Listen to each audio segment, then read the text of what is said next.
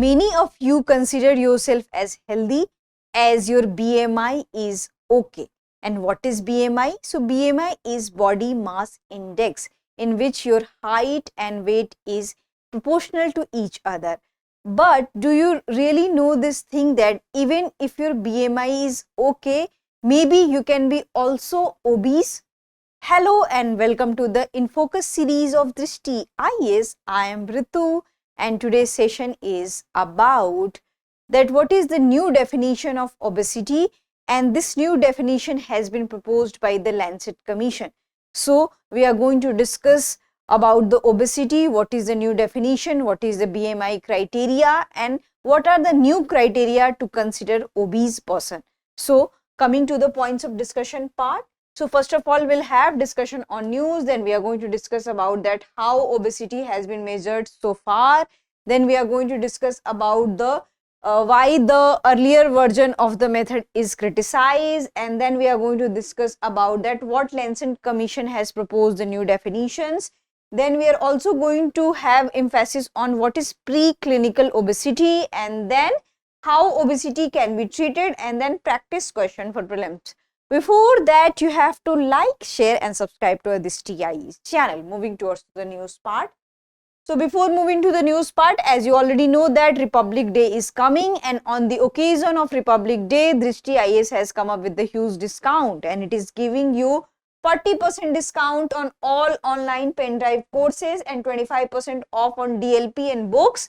And if you want to know more information about such kind of the sale and anything, then you can call on to the number 87501, and this offer is valid from 24th to 26th of January, and you can also download the Drishti Learning app. So coming to the news part, so the Lancet Medical Journal's Diabetes and Endocrinology Commission has proposed a new definition of obesity, and after having a thorough research about the obesity, they have come to a conclusion that BMI is not the only indicator to determine that a person is suffering from obesity or not. So this news which we are going to cover up in today's session. So coming to the discussion part, so how has obesity been measured thus far? So here the BMI, body mass index, is the what you can say measuring criteria for the obesity, and it is widely used. In fact, in India also it is widely used.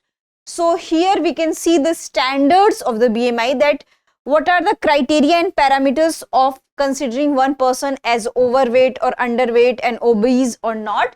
So here we can see that a person with a BMI of less than 18.5 is considered to be the underweight, and the person who has BMI between 18.5 and 24.9 is normal.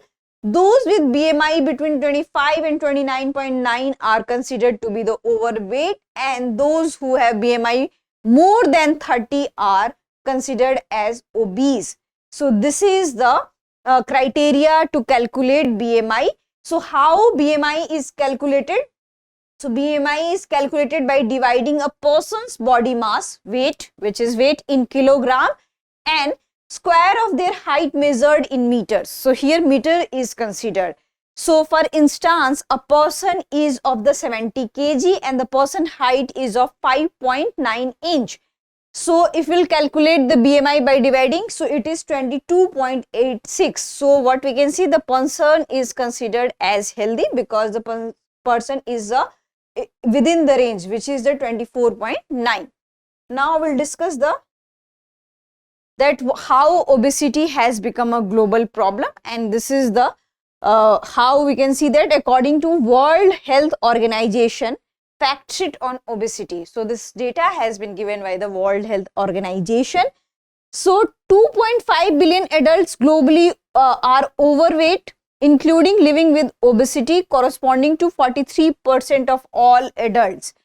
And if we'll compare this data from 1990, so in 1990 it was 25%. So from 25% we have become the 43%. So we have almost increased 18%.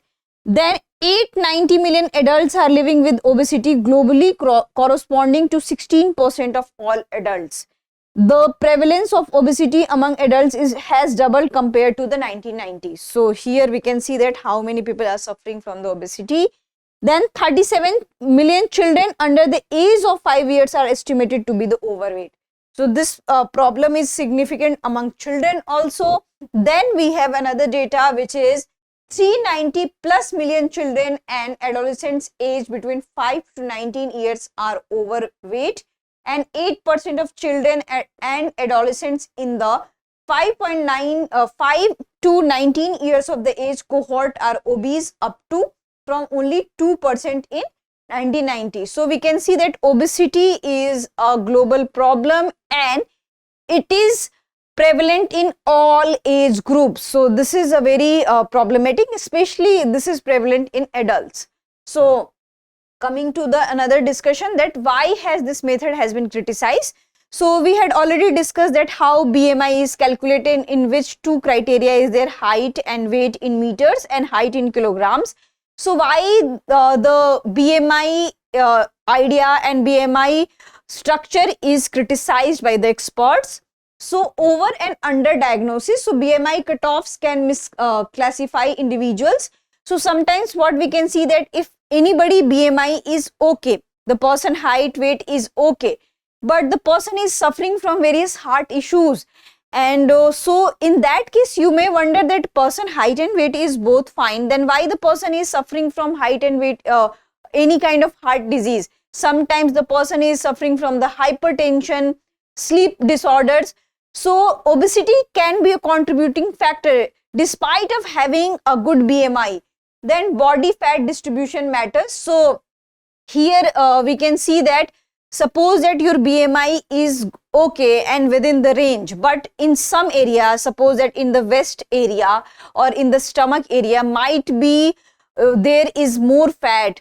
So in that case your weight is okay to your height, but we have to also consider that some area should not be what you can say overweight, and that should not be have much muscles. So we have to also see that condition also. And then central obesity leads to the higher risk of diabetes and adjusted BMI for Indians. So it can be differ from country to country. In case of India, the BMI range overall we had discussed, so it varies, and India has two criteria to determine the obesity, the stage 1 and the stage 2.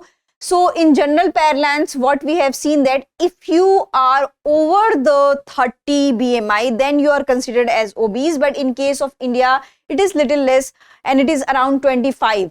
So when your BMI is more than 25, you have to be little cautious. So this particular thing has been rechanged and reconsidered in context of India also. So this is the thing, and if your BMI is under 23 to 24.9, then you are considered as a overweight. So this is the what you can say that because of the inaccuracy and because of that only height and weight cannot be criteria to determine that one person is healthy and one person has no obese issue. So that's why this particular BMI cutoff is criticized. Now we'll discuss some other parts. So new proposed definition of obesity. So this definition has been given by the Lancet. Chronic illness. So obesity is defined as a chronic illness. And what is chronic illness? So chronic illness is that any illness which is happening from a long period of time. So it can be from months, it can be from years. So chronic illness, obesity is defined as a chronic illness affecting organ functions, potentially causing life-threatening complications, and broader parameters. Diagnosis consider height, weight. So earlier we have only two consideration. One is the height and another is weight. But right now they are also including waist circumference.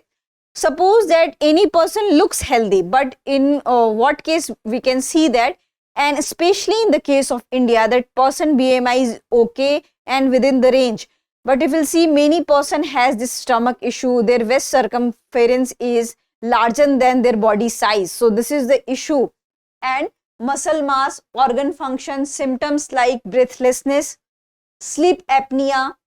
Sleep apnea is kind of thing that suppose that if you're not having a good sleep and sound sleep, you are disrupted by the breathing issues during the sleep, snoring issues during the sleep, and metabolic dysfunction. You're not able to digest things on time, and chronic fatigue. It means that if you're feeling tired for the very long period of time. So these are the criteria which can be included in determining the obesity and physician's diagnosis. So obesity cannot be self-diagnosed. You need to take consultation from the physicians, and then you have to determine that whether you are suffering from the obesity or not. And then we have also one thing, which is the preclinical obesity. So we have a new category for preclinical obesity, and overweight has been replaced by the preclinical obesity. So this is the thing. And assessment parameters. So it requires multiple physical evaluation, physician assessment of organ function, and viewed as a physical attribute, not an illness. So suppose that if you have a preclinical obesity, so it is not an illness. In case of that it is not a part of chronic illness. This is a physical attribute. It means there's your sometimes your few organs are not functioning well. Sometimes your body is not responding well. So this is the preclinical obesity. Now we'll have discussion on the how is body size calculated for this evaluation. So here we can see that with all the addition to the definition of obesity, the body size is not the sole criteria. So right now we have another criteria which has been included, and we had already discussed that BMI, waist circumference, waist to hip ratio, waist to height ratio. And doctors may also use methods such as DEXA scan, and DEXA scan measures the bone density, and so here we can also take the help of the DEXA scan. So now we'll come to the discussion of how is obesity to be treated. So we already had discussed that what is the new definition given by the Lancet Commission regarding the obesity. We had already discussed that only body size is not the sole criteria for the obesity. We have to also include the other parameters, whether your heart functioning is well or not, whether what is the ratio of your waist, what is the waist to hip ratio. So these all factors are the contributing factor for the obesity, and we should not just calculate the height and weight. Also, this is a global problem. We have also seen that this is prevalent in all age groups. So how this can be treated?